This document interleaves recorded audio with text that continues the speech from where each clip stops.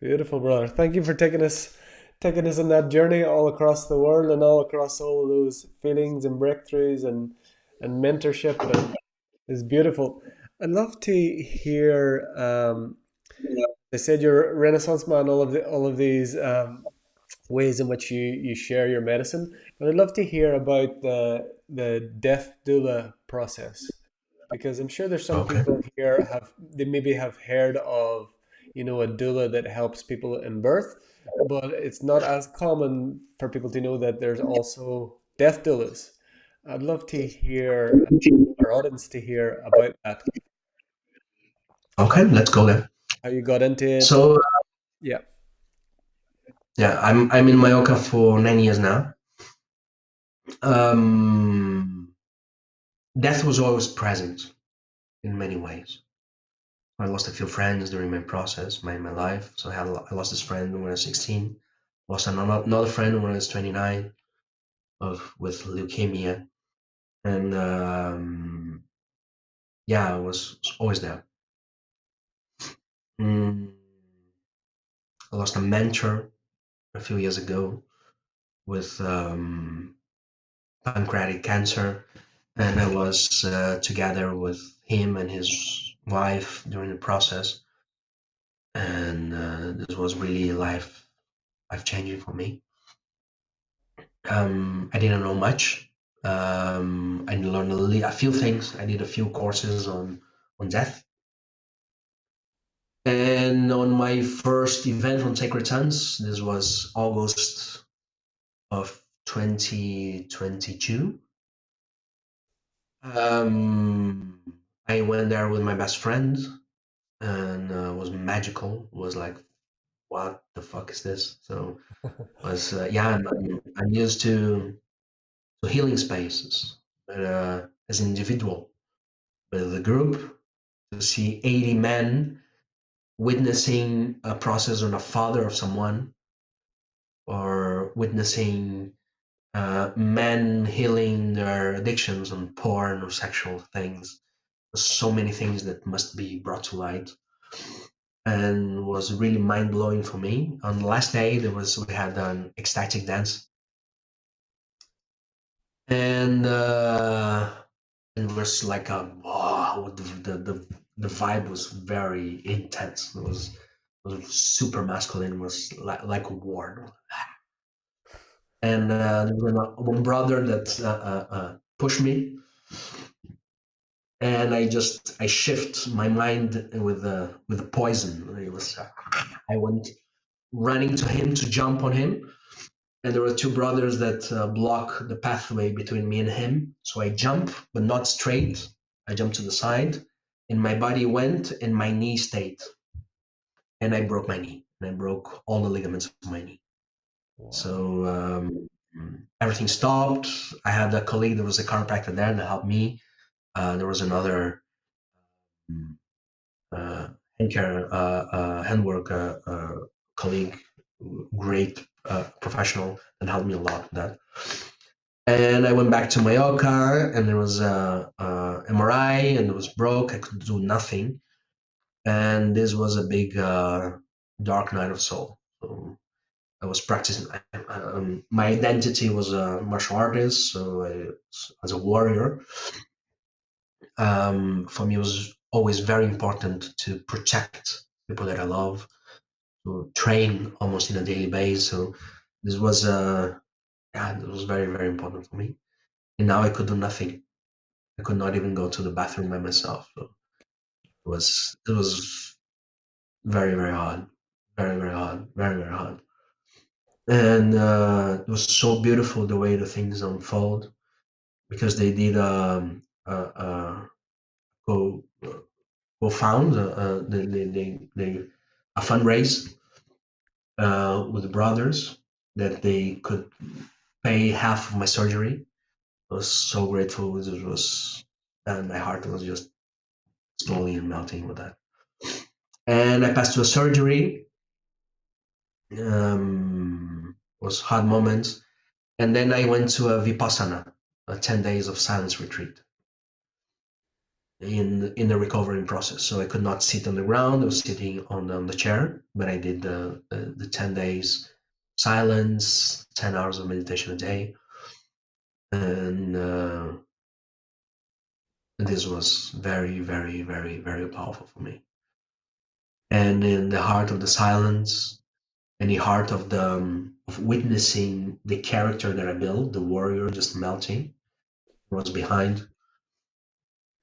And every morning in the place of the Vipassana, there was magpies, the birds that came and to visit in the sun. And I have a deep connection with it.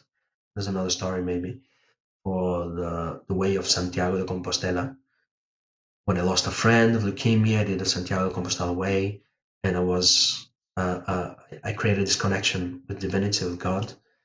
I could not understand what happened, and there was one moment in the pathway of Santiago that started to rain, and I started to cry. And I have poncho, and I kneel down, and was just crying in the rain. And inside of me, there was like a scream of God, if you exist, divinity, if you are there, please show me a sign. And when I said that, in that moment, the rain stopped, and I had the poncho, this. I just lift my head, and there was a magpie in front of me, looking at me, and was staring each other like 5 minutes. And from that day, magpie is always a symbol for me. Every time that I see a magpie, represents I'm in the right place. So, in the mornings of the Vipassana, I was witnessing the magpies coming to take a sun bath with the trees, and I had this vision on serving people in this process, dying and accepting. This was very, very important for me. Sorry, I don't know which kind of noises these are. Yeah, I'm here. Sorry. And Good. in the heart of this vipassana, I offer myself to life. Say, life, what do you want from me? How can I help? What can I do now that I can do nothing with my body? I cannot protect. I cannot fight. I can do. And I had this vision of a magpie flying to the sun, and I remember my friend that dies, and my mentor, and I felt this calling of serving that moment, that time. And this was so powerful because when the Vipassana finished and we could finally talk with people, there was one person of the group that she was a death doula. She told me, yeah, that's my work. And I asked which kind of education can I do? And she explained me the process and things. And so I started to form myself, to prepare myself for that. This was a 1 year process. So I was taking a course from Brazil. It was twice a week from 1 o'clock in the morning until 5 o'clock in the morning in the European time. Wow. And there was one weekend every month to learn the spiritual accompaniment on dying patients. So that's exactly the process. Because okay, let's enter there. So what is the etymology of palliative care? Palliative comes from pallium. Pallium is the cloak that the Romans legionaries wear just beneath their armor to protect them against the cold. So palliative care is a care to involve, to protect from the cold. And and the origin of it comes from England, from an amazing woman that she understood, or she lived a long process on serving people in that moment. And she conceived this concept of total pain. Her name is Cicely Saunders. So this, she was a What was the nurse. concept called? Sorry, what was it? I didn't catch. What was the concept? Complete pain or total pain is Okay. a multifacetical pain. Yeah. So when we are in the last days on the epilogue of our lives, there's a lot of pains. We have physical pain, and there's quite easy with opioids we can deal. We have an emotional pain, so there is a lot of guilt, things that I was not able to forgive, things that I think that I was that people that didn't forgive me. So there's a lot of guilt, and guilt is hell, Martin. We can be in the most beautiful place in the world, but if we carry guilt in the heart, we are in hell. And and we have a lot of processes on forgiving, and forgive. It's a word that must be washed, and we do a lot of exercises on biography. And there is a social pain. There's different kinds of pains, and one of them is the spiritual pain. Spiritual pain is the pain of disappearing. Is the pain of, okay, what happened? What happened after? There is an after. What happened? So these kind of conversations, that's my job. That's my duty in this environment, in this context. And Mm, there's a lot of things to wrap up, to open up. Mm. yeah. Beautiful. So the society we build, um, we think that we don't have taboos, but we do, and death is one of them.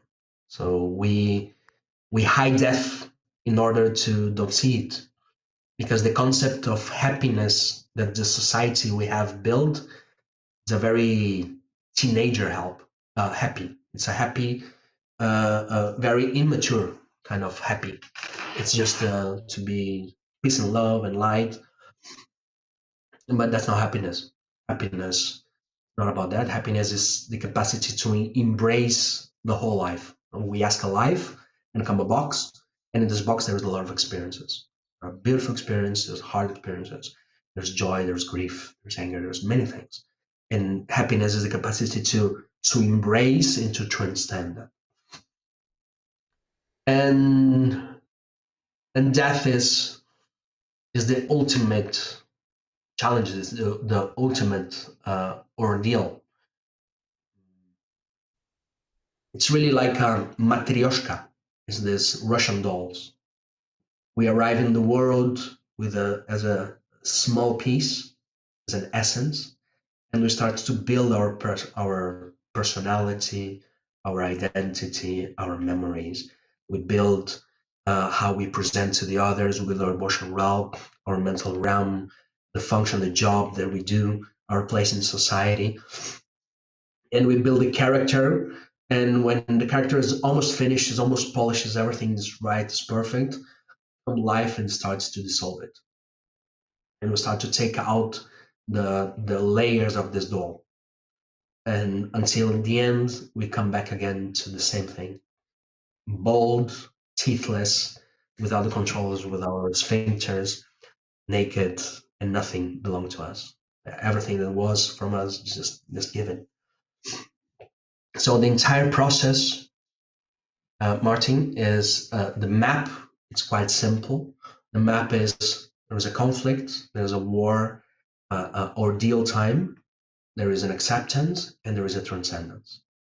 So that's the three layers of the pathway on Death Doula.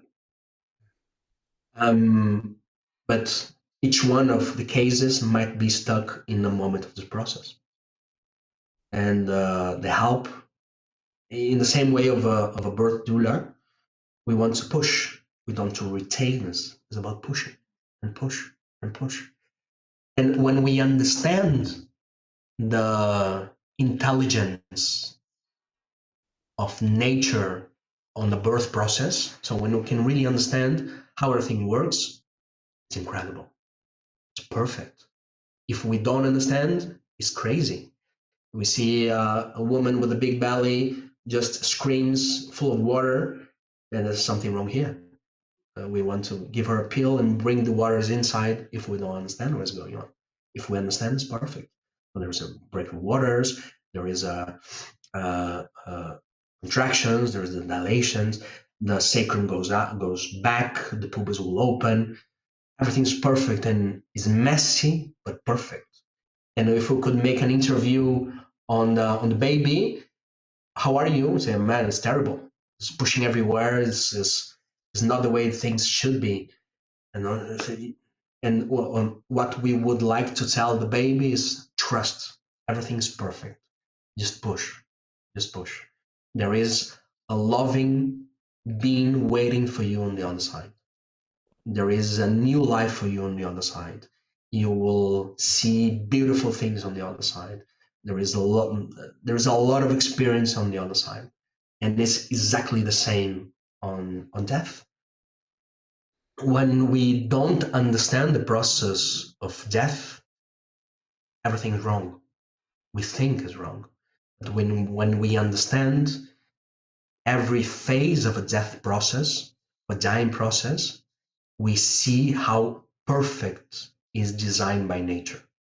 So there is a beautiful intelligence that designed the process of birth and designed the process of death.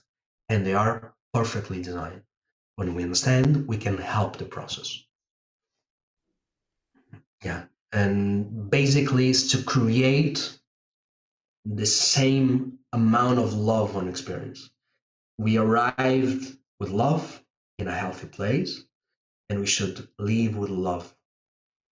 And this idea that we we born alone and we die alone is just a half truth. There's always someone with us. Always. It's just like running and we pass the stick from one place to the other. And to be in this side of life, I'm not seeing what they are seeing because uh, someone that is dying, that is in this birth process, when the person passed the head to the other side, I'm not seeing what the person is seeing, but I'm seeing their face while they are seeing, and it's incredible. It's wow, wow, what is this? What is this? Mm. So there's a lot of to tell about that, Wow. but it's basically it's perfect. It's perfect the way it is. And when we sustain the eyes where it's hard to see for long enough, we start to see better. And death is a big part of life. And death is not the opposite of life. Death is the opposite of birth. There is no opposition on life. Life will keep going. Mm. For me, it's very clear death is not the end. Uh, with everything that I read, but everything that I experience, death is not the end. It's just the epilogue of um, of the book. So the book finished, but the writer doesn't die, Mm. and that's the paradox on this because there is a part of us that will die. There is the memories, everything that we think that belong to us. It's not ours. It will be given. Um, the the relationships we build, they will stay, but there will be a moment of silence, of distance. And how I know that they will stay? Because every person that I walk with in this threshold, there was a moment that they saw someone that they love, that they trust, that died before them, and they told me they are here, and they told me after tomorrow they are coming for me. And in that moment, everything changes. In that moment, the spiritual pain, the pain on disappearing, just disappeared. Because now I know that someone that I love and trust will come for me. My dad, my mom, my brother. And this is, for me, magical. It's one, maybe the most holy moment of life. There is a big moment of life is when we understand why we're here. There is some moments of healing that is beautiful for me to witness this beam of light entering in a dark room, in a room that was dark for a long time. To witness that, this healing, it's beautiful. And I see this on my clinic, but I see this also in the class of philosophy. When an idea enter, and this idea create a revolution on the way we see things, and this is priceless. And same thing happened in that moment. At the end, this is absolutely holy, and and there's no lies, there's no bullshit in that moment. Everything truth. There is no place for pretending, for lies. It's what it is. And we need to create these spaces and times with unconditional love enough in order to people take out their armors.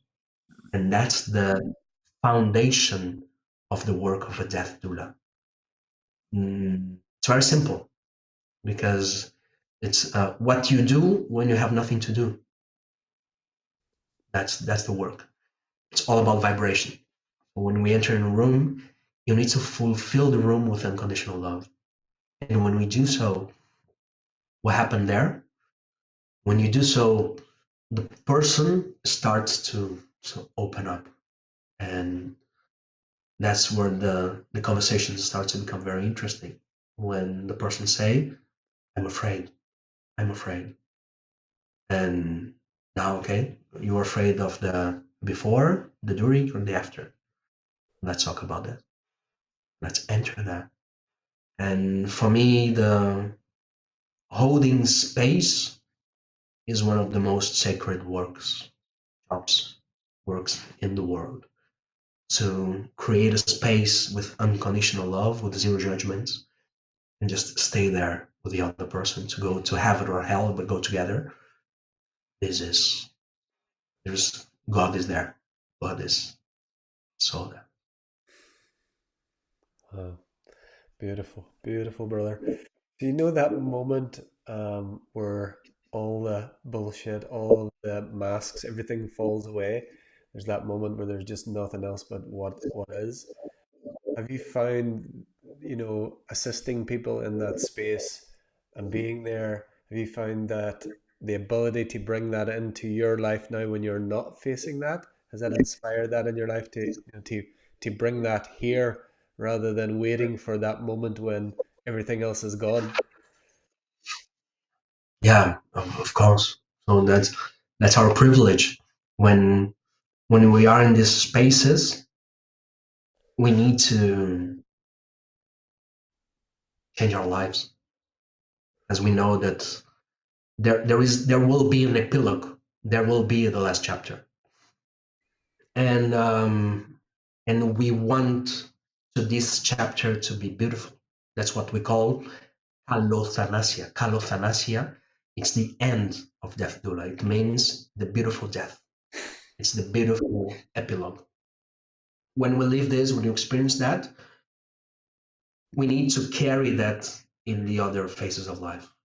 We need to live as Marcus Aurelius, as the philosopher emperor, or all the Stoics, memento mori, to remember that we are dying, remember that there will be an end. And with that in mind, we can love in a much better way, we can hold space in a much better way, we can enjoy, we can celebrate in a completely different way. So death is not about morbid, it's not about sadness, it's about life. When when we face this, we go back and say, man, this is so precious. This is so valuable. And I need to live this fully. I need to give myself completely with that. And this is the greatest gifts that the helpers receive. So there is, of course, I'm there with a clear intention. But what I gain from that is incredible. Mm, wow. So there was a woman called Bronnie Ware wrote a book, The Top Five Regrets of the Dying, where she worked in palliative care and she obviously spoke to many people. Do you have you found like certain themes like that where there's certain things that is recurring with people that when they come to this stage of life, there's certain things that is kind of universal to most people that are facing that? Yeah. Um, yes. So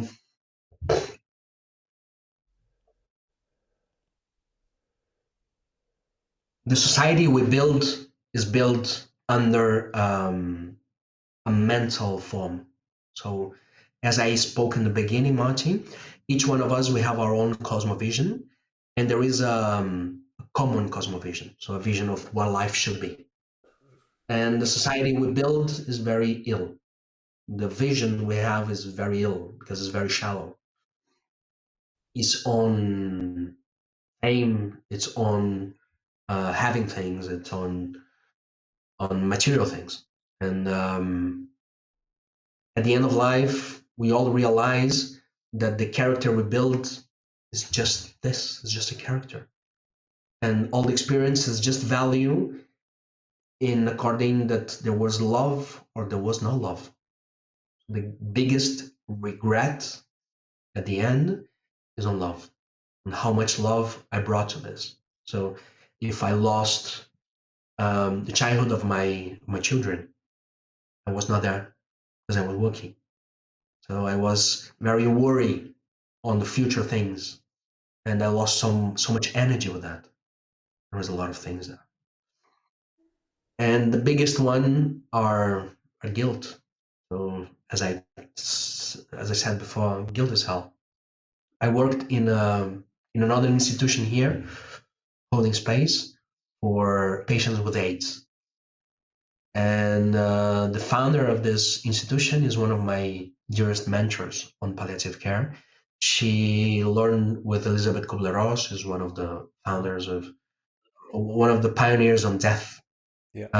Elizabeth Kubler-Ross lived a few years in the Basque Country Oh, in Spain, and she taught Mar, her name is Mar.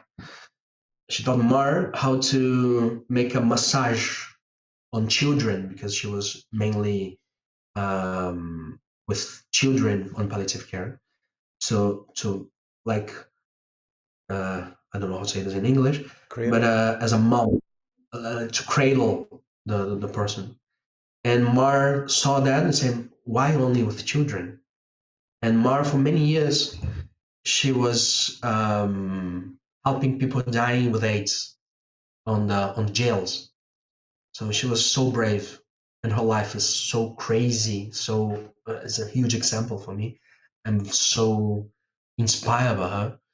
And she was on jails. She entered in the bed of dying people, and she just cradled them until they died. They died. Wow. And to witness there, that was like boom. You know? And on this place, on the space that I hold for called Siloé, is this institution. The main illness there is not AIDS, but guilt. Hmm. Guilt, I insist, guilt as hell. And we need a pathway to forgiveness. There is we claim for justice our entire life until the end, and in the end we claim for compassion. And it's a practice. We need to practice forgiveness. We need to practice understanding and to free us from all kinds of debts we think we carry with others or with our own selves. Hmm. The main block, the main problem in the end is guilt. Hmm. So in the beginning, I explained the grief is the world that I would like to be and the world it is. And in the end, we'll see the man or the woman that I would like to be and the man or woman that I am. And this is the space of guilt. And Hmm. that's the regret. And that's the place. So we need to go back again to the present. Say, okay, that's the man that I want to be. And with my eyes on death, I will live intensely today. Yes. Wow. I've never heard it put like that before. That guilt is that space between who I want to be and who I am at this time. That's amazing. So for anyone watching this now that maybe is not facing that stage where death seems impending, is to, yeah, look to where are we still carrying guilt, where are we still carrying non-forgiveness, and where can we free ourselves from that before it comes to that point where we're, I suppose, forced to. I guess the magic or the mastery of this life is to let those things come to you before you're, it's pointed towards, there's nowhere else to go. Yeah, I find like I've done a lot of like forgiveness work, and I'm amazed by the layers and depths, and no matter how many times that I've done it or went through a process, that you seem to be, it's like seem to be like an onion. There's so many, there just seems to be so many more layers. I did breath work for many years, and I would do forgiveness practices with people before, and no matter how many times I did it, I would always find that we're continuously picking up little resentments, continuously picking up little things that annoy us, or and like these, the life seems to be set up in this way. There's an opportunity every day to get pissed off about something, to hold something. And we've been doing a practice, myself and my wife, recently, where we, um, kind of in line with this, if things have happened in that day that didn't go exactly the way that we would like the person I am and the person I wish to be, we, in that day, we go through that and we kind of reset it. We've been going through this process. Okay, we can't change what happened, but we're changing how we feel, how we think, how we would, let's say, do it again. That's been very helpful. We don't always remember, but that's been very helpful. Has there been any practices or shifts or changes in your life that have come out of that that you implement so that, um, that gap is not so wide for you in your life? Yeah, there are plenty of them. Yeah. There's one that we did on the EMX. There's we did with parents, because I think that That's huge. the forgiveness of our parents is the first step on a healing journey. Because if we have things that are not clear with that, if I hate my dad, I hate myself. So there's like that, because that's the heritage that I carry. It's not who I am, but it's my story. And our story are or the pedestal of our statue, or is the stone that close our tomb. They're one of the two ways. And so we need to clear this, and this is fundamental. It's foundational. So to forgive our dad, to forgive our mother. In Spanish, we have two different words for love. So we have te quiero or te amo. Te quiero, it literally means I want that. So I want this, but I don't want that. And this is in a personal level.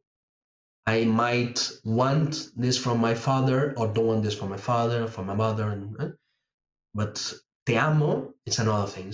Te amo, it means I love you as a whole, complete, everything you are. And doesn't matter what our parents gave us or didn't give us. It matters that we need to love them. That's the only way of healing. Yeah. So in order to do that, I recommend an exercise that I learned from one of my mentors. It's a letter. So it's a psychomagic. Psychomagic is a concept of Hodorowski. Very interesting. It's an action that I do in my physical world that will have an impact on my psyche, in my emotional realm. So there's a ladder, and this ladder have three different phases. These are the three phases of the alchemy process. Also, the three phases of the hero journey. So this is the black phase, the nigredo, the white phase, the albedo, and the red phase is the rubedo. In a few treats, they put a yellow phase between each one, but it doesn't matter. But we'll take into these three phases. So the first phase, and everything must be done in this order. You know, the black phase is the purge, is the vomiting, is to take out of my system everything that is inside. So in this letter, I will write the worst things that I can write, for example, to my dad.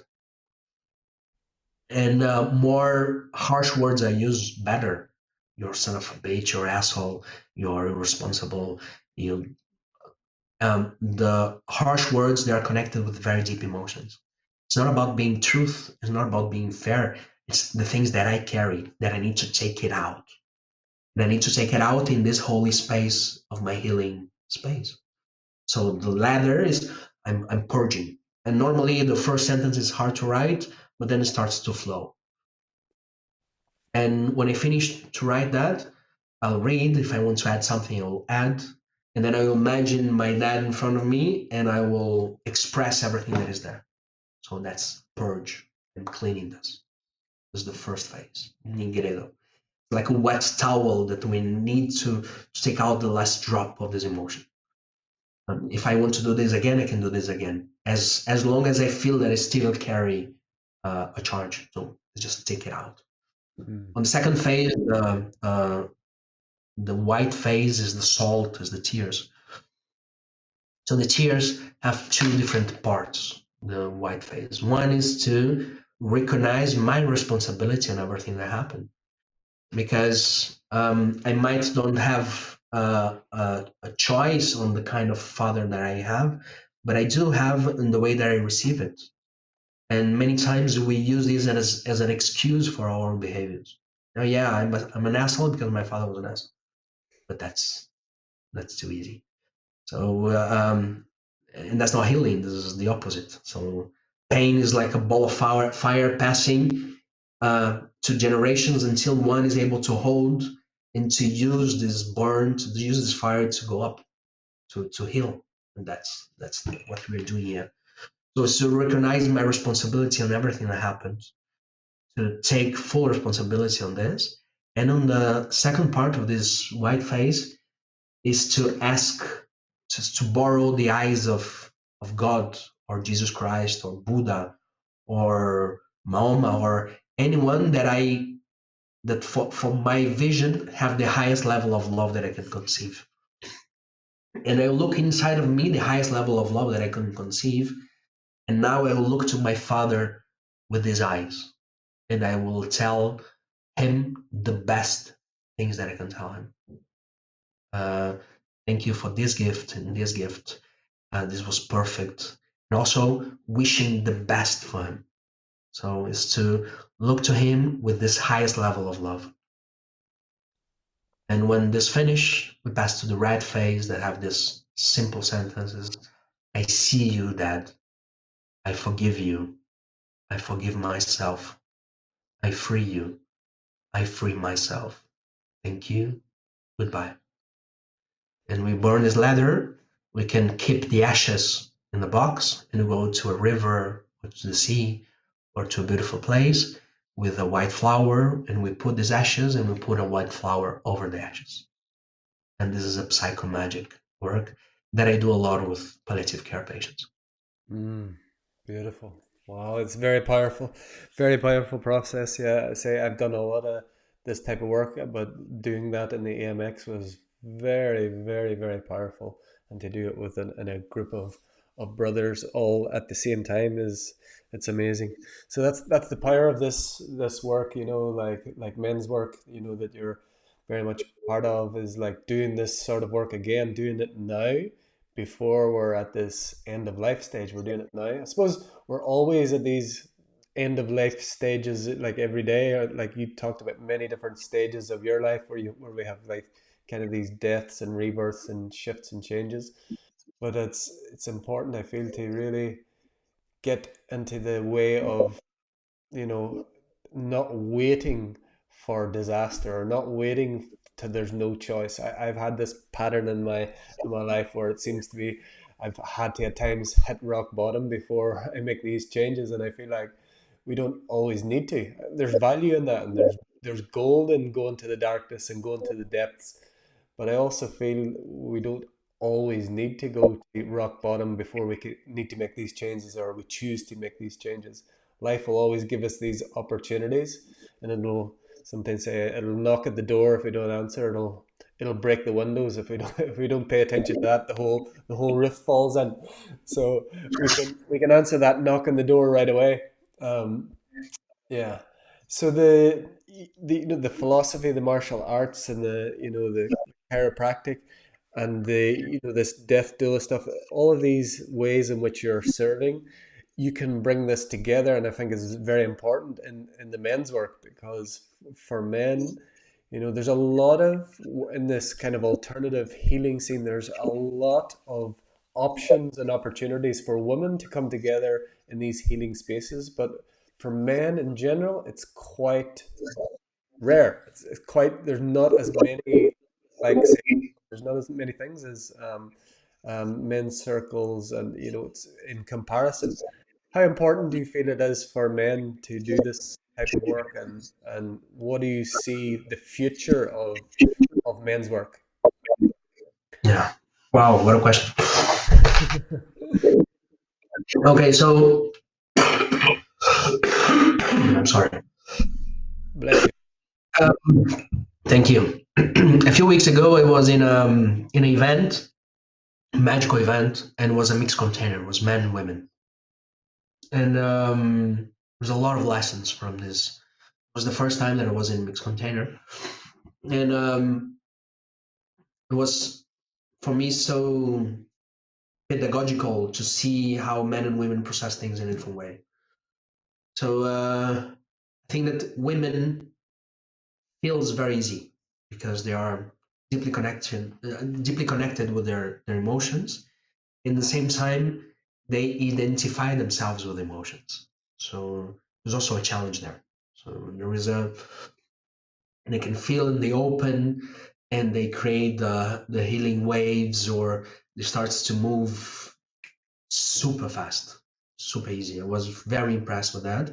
And the entire work of the weekend was helping them to land, not to departure. So it was, if we understand the process of the departure, the flying, the seeing, and then landing as the finishing process, they departure super easy. It was a and there was a moment, there was a lot of several processes happening at the same time. So beautiful to see. But the main work with them was to help them to land, to use their mental in order to land. And with men is the opposite. So for us, the departure is much more hard, and we need to crack open the armor that we built, and that's the work. So the work of men starts with pain, as always. We all carry pain. We all carry pain in different ways. We build armor. We need to survive. I grew up in a very violent neighborhood in Rio de Janeiro, and I need to have this bad boy eyes all the time, and to crack open the armor and to allow the vulnerability to show, to really show my heart to it. It's for me another level of strength. So there is different layers of strength. One strength is maybe to hold on, to resist. Another is to overcome some challenges. There's another kind of courage. It's not put the armor and go into war, but to be naked in front of the truth. And this kind of courage is much more challenging. And that's what we build in men's work. It's spaces, time and space. There is with unconditional love enough, safe enough, in order to men open and to show everything that was hidden, everything that was just suppressed and oppressed, and just so beautiful to witness that. So I think that this work is so neat. We are lone wolves, and we learn how to survive. Survive is not enough. We need to learn how to thrive. And to thrive, it's only possible with other men, with group. We are social beings. And we need to learn how to open our hearts and to create bounds and to create connections. I love the sentence of Sacred Sound. So brotherhood is the medicine, connection is the cure, and that's the truth. We need this. And it doesn't matter if it's called Sacred Sons or wherever. Mm. It's just places with unconditional love enough in order to men to show the truth, what they are carrying inside their chest and behind their eyes, and to shift that and to have this to change. And that's the work we're doing on Menswork. Beautiful, beautiful. You touched on something where I feel, and I've spoke to others about, the future of his story, what we call this. I feel like it is a moving towards, I feel like the woman's healing space has been ahead, and there's been a lot of that, and that the men's space is catching up. But I feel like the future is going to what you mentioned. So like men that have come from these healing spaces of men's work, and women that have come from their healing spaces and coming back into these combined spaces from a place, because there has been that, but there maybe they've come too quickly. They haven't done the core work with men or the core work with women to come together in these human spaces or combined spaces, whatever they would be called. I think that is this combination of the masculine and feminine. But I feel that there's a lot of work on the masculine, like you said, that this collective pain and these individual pain. There's a lot of that work that there hasn't been spaces for it for a lot of men, and like you said, like there's been a lone wolf mentality, and there's been maybe a fear and an unwillingness to go into this work for a lot of men on the masculine energy. So yeah, it's interesting to see where it'll all go. The future is being written. Yeah, it's so beautiful to witness this new wave of spirituality through the heart. So 20 years ago, or maybe 10 years ago, we will not be able to talk about these kind of things. Mm. We are doing our work in the closed spaces, hidden in closed rooms. And now we're showing, we are recording it. We are showing a man cry in Instagram. So how Yes. crazy this is, how impactful this is. You see a strong brother full of tattoos with eyes, and just pouring on his own tears, washing their hearts with his own tears. How crazy and beautiful this is, and that's, for me, this is not the end of the work, but that's the beginning of the work. Yes, for sure, for sure. How do you see your future in this life, and your Renaissance man? You say we mentioned all the ways and gifts in medicine. How do you see your future continuing in this way? There other aspects of this life that you feel you're curious to explore? Well, how do you see your future? Yeah. So I think that there was a writer that I love very much. This called Stephen Pressfield, and he have this a few books on self help for writers. And there was one book called the War of Art, not the Art of War, but the War of Art. And there's another called the Artist's Journey. And the Artist's Journey, it's the for his thesis, or his vision, is the continuation of the hero's journey.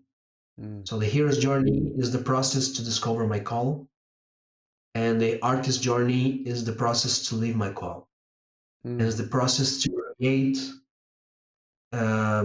intimacy with my guide, with my muse, with my angel, with my diamond, with this guide. And that's how I would like to walk through to increase on intimacy with my spiritual guide, with the peace of God that I have within, and to learn how to be more and more obedient, to obey his directions, mm, and trust, and more, and just say, okay, I'm here, what I have to do, and to allow myself to obey. And I think that the process of man, there is we obey as a child, and we create revolution, we become teenage, and we obey nothing. We break everything, and this is our process to find ourselves. When we find ourselves, now there's a process of obeying again, of Mm, obeying a highest force, and to understand that yeah, we don't know much, and I'm here to serve. I'm here to serve, and that's what I hope for myself, to become more and more obedient with with the mystery of God that I carry inside my heart, and to serve more and better every time. mm. You see this demon, this spirit guide, this muse. What do you that know the words, but what do you feel? What is that? What you described it in certain ways there, but I'd like to dive a little bit deeper if you feel the call. What do you feel is this voice, this guidance, this whatever way you experience it, or maybe others that are listening experience this? What do you feel that is? Yeah, very hard to define a human being. And human being is a collage of different forces. We carry different forces inside. In philosophy, you see this very clear. So we come from a long experience as a mineral, vegetal, animal, and we carry all these kind of instincts. We carry instincts of surviving, instincts of procreation, instincts of power, and we carry this, and we need how to ride them, because that's not the pathway of evolution now. If I just follow my instincts, I will become an animal again. Yeah. And but that's not what human beings are. They don't have only these voices inside. There's other voices inside, and there's voices that are whispering, and we need to shut down the others in order to hear them more clear. And these voices, they are telling us about the archetypes, about beauty, about justice, about kindness, about truth. And these archetypes are the real directions that our muse are guiding us. So this voice is the voice of our immortal soul. They are finding the way through the other voices we carry inside in order to guide us. And we need to have a big amount of focus in order to distinguish, to separate these kind of voices. So again, that's the one that I need to obey, and that's the one that I need to control. Mm. That's the one that I need to follow, and that's the one that needs to follow me. Yeah. Uh, that's the pathway of the sovereign. That's the pathway of the king within. That's the archetype we're all looking for. Yeah. And when we sit on the throne in the center of our soul, and we rule ourselves. So that's the voice. The voice is the immortal soul that we carry inside. That is talking to us from the future. Is guiding us to the future, to who we are, but we don't know who we are yet. Mm. Yeah. And that the challenge can be, as you said, those voices, because sometimes there can be very seductive, very alluring other voices there that wants to pull us a certain way. And a lot of times it's a easier way. And yeah, that this, being decisive and discerning as to what really is for my highest good, what voice or what idea is really guiding me towards that future self, that higher aspect of myself, and what is keeping me in those base instincts, what's keeping me where I was, keeping me in a comfort zone. It can be quite a challenge to firstly identify them and then consistently go with the voice that we know is taking us where we want to go, not keep us where we were or where we have been. Yeah, fun journey. Yeah, that's the work. When we say do the work, that's the work. And there's a beautiful concept of the Stoicism philosophy called proairesis. Proairesis, it means the distance. So we need to create distance, Mm, distance between the voices and our consciousness. We need to observe our desires. We need to observe these forces that are guiding our ego that wants applaud, recognition, fame. We want to see them with a distance and then take the decisions of following or just making them follow us. Mm. I love that idea of making it follow us. It's like, the mind, the mind is a terrible master, but a brilliant servant.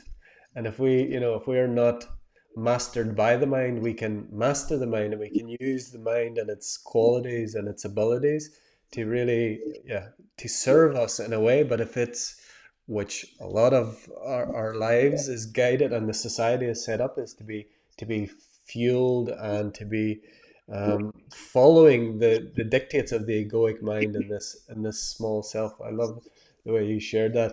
So we've can't believe how quickly this has gone, but we've gone over an hour and a half here. So I want to just honor your time, and just because we didn't actually speak about how long it would be, just want to check in and see how your timing is, because we're nearly at an hour and 40. How are you? Yeah, I have to live. I have to work. Yes, I was thinking about an hour, and I've just looked up and it's an hour 37 here. So just quickly before we go, so you're based in Mallorca, and you do men's work and all of the stuff that we talked about.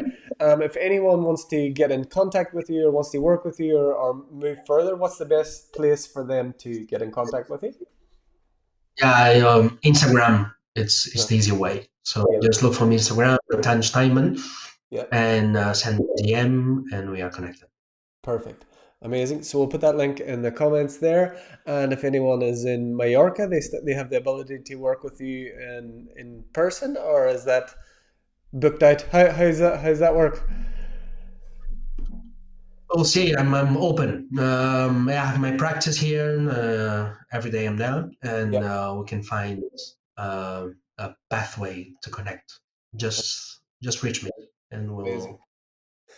And if someone was interested in that, like the path of the death doula, because again, I think it's this beautiful, powerful work, and it's not so well known. I feel it's quite still in the underground. Where would you point someone who maybe is interested in that pathway? It depends on the country. Yeah. So here in Spain, here in Mallorca, we have a association called Dime. It's Mm-hmm. founded by Enrique Benito, is one of the pioneer of bringing the word spiritual into clinic. Yes. This was a big revolution. Yeah. So in Mallorca, Association Dime, Dime, Mm-hmm. and that's a group of volunteers on palliative care. In Spain, we also have another institution that I belong called Meta Hospice. Meta Hospice. It's they connect the volunteers with people on their homes, so you can serve them on the hard conversations on the homes, Yes. and this is also very very interesting. And depending on the country, each country have a different politics on palliative care. On Spain, I can help anyone that wants. Amazing. Beautiful. Okay, brother, thank you so much for your time. Thank you for this beautiful space and your wisdom. It's been an honor and a pleasure as always, and I really hope our paths cross again through some way, I'm sure. But yeah, bless you and thank you for all the work and all the gifts that the journey has brought, and the medicine that you bring. And happy to be alive at the same time as men like you, and continuing this work together. So thank you, brother. Thank you very much, Martin. I think that your initiative and the space you hold, you do amazing. It was beautiful to witness your courage, your love, your presence on the MX, and I truly hope there are a pathway across again. I feel it. I feel it. Thank you, my brother. See you soon. Much love. See you soon.